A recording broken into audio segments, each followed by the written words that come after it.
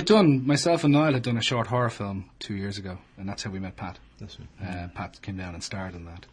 I think the trailer for that's up there on YouTube. The trailer is on YouTube. Yeah, it is indeed. Don't tell them where.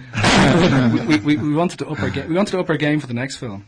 So when we seen the script, we knew the type of person we needed to play the leading lady in the film. I think we should hear from Orna on that one. All right. Yeah, Orna, how did you get involved? I answered a call for an audition. So I came down to Naas one evening and met Derek and Pat, and I think it was the next day then they let me know I had the part. And I had, just to say, I suppose I wasn't involved in advance, and I appreciate and I know all of the work that went in both before and after the 3 days of filming that I was involved in, and it's just really a privilege to be involved in it because it has been incredibly professional the whole way through. Well, actually, Orna was the last person to audition. Last person to audition. We'd auditioned about 6 people, I think. And each of them brought something different, but we auditioned Orna then, and she just brought something completely different to the role, and so it wasn't. Well, she had a head start because we'd seen her headshot. That's right, we did. We knew by looking at the headshot. We said, visually, she, and it was a black and white headshot as well that she sent us. So. We could get some sense of what she was going to look like in the film. I think I whacked Pat a good clout as well that night, so that helped as well. And in rehearsal. The fact I know it was scripted, was there any sense of improvisation at all running at any stage through it? No. We self and Derek and indeed Niall, we had the kernel of an idea, and from there I wrote the script, and we did 7 drafts on it, so everybody had an input on it. What I didn't want to happen was to lose run of itself.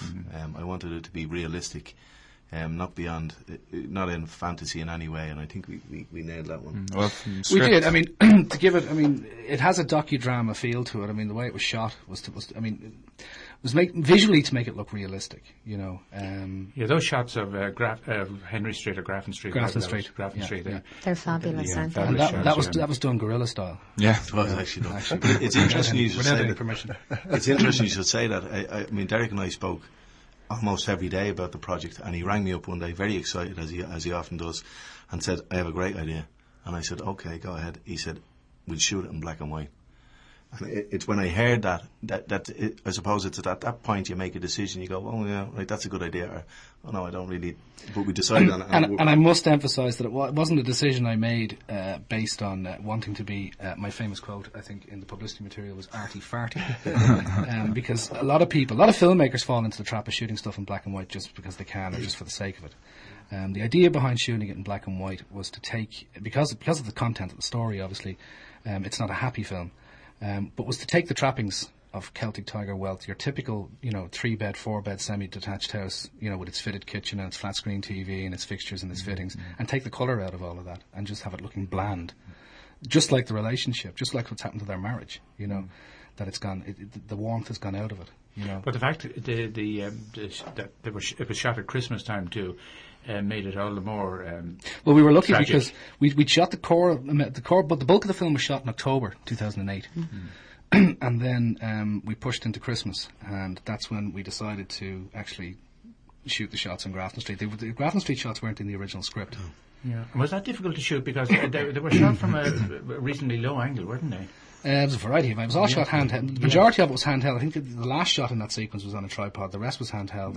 And the shots in the shop. That was probably the most difficult part. Well, it wasn't that difficult. Well, we had an idea that I would go into the shop and queue like a normal punter and buy a packet of sweets. While this was being filmed from outside the shop. We weren't going without to do permission from anyone. We weren't going to do it, and then I said, "Derek, come on, just let's do it. You have the camera, you might as well do it." So I went into the shop, and there was a Chinese man behind the counter, and I said to him, "Could I have a packet of sweets, please?" And he looked at me as if I spoke Spanish, and he just kept looking at me. And then he said to me, "They're down the far end of the shop." Sure, I'm in shot, I can't move. So I said to him, "Will you go and get them?" And he doesn't understand me, and eventually he cops the camera, but we got away with it through editing. Spectacular editing. While Derek stands outside the shop and Niall looks for cops. That's it. No, I was just keeping check for police. We'd no hassle on Grafton Street. A couple of police actually walked past us. Yeah. So. See, it's the way you disguise yourself. I mean, once you just have to.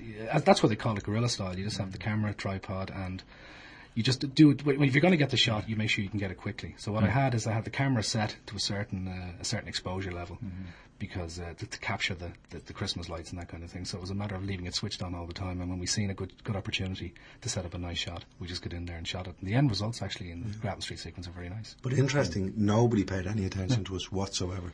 In fact, in the shop, if you look at the scene in the shop, it looks like the two people behind me are extras, are part of the scene. They have paid no attention to the camera whatsoever. They do look a little bit disgruntled that you're taking your time. Yeah.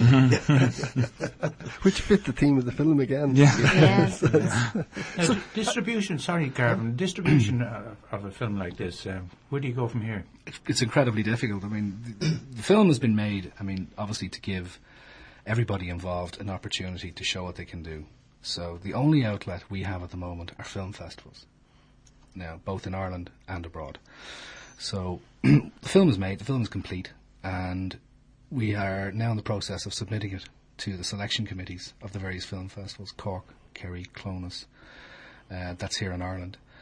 And then there's one in Romania, which is an international festival of short films held annually in Romania. And then there's various festivals then as far apart as Australia, the United States. And that's really all you can do. It's just a matter of keep firing it out, and hoping that it's going to get picked up by festivals.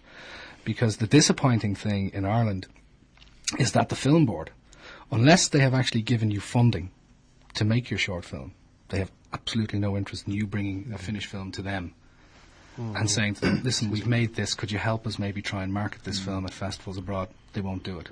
What about TV? TV, you could eventually get it onto TV, but, it'll be a long, drawn-out process. You'll have to, they don't treat this, because it's not represented, it's not coming from another TV network, it's not coming from within RTE. It's an independent production that has been made outside of the usual, and the usual structures. So, long term, it could take probably about 18 months to get it accepted by a TV network, and they would more than likely pay peanuts for it, and then bang it out maybe at 10:30, 11 o'clock at night. Because that's just how they work. They just have, you take RTE as an example. They have their independent production unit where they commission their own programs.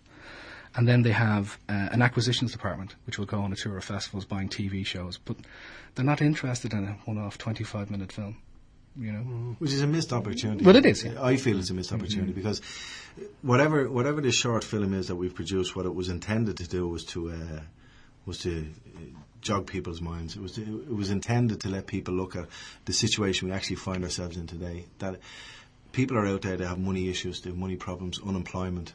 Any relationships that were forged in the Celtic Tiger, or many of them, were forged on materialism. And the old style relationships that my parents had, for example, where they worked their way through recession, people can't cope with that now.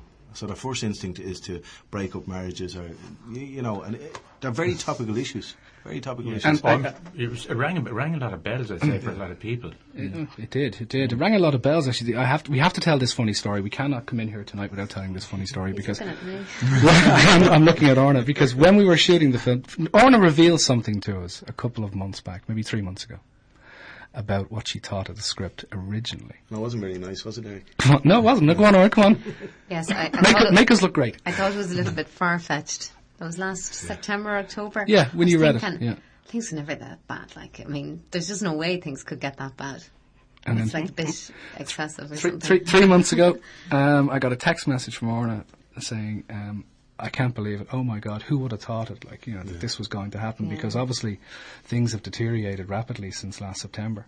And it seems like almost on a daily basis something else is going wrong. So two visionaries. Well, I wouldn't say we were visionaries. I think there was probably a lot of people who could see what. I'd grown up in the 70s and 80s. Yeah, we're from the same era. So I've been reared in a recession era. And the students completely oblivious to it anyway. Absolutely, yeah.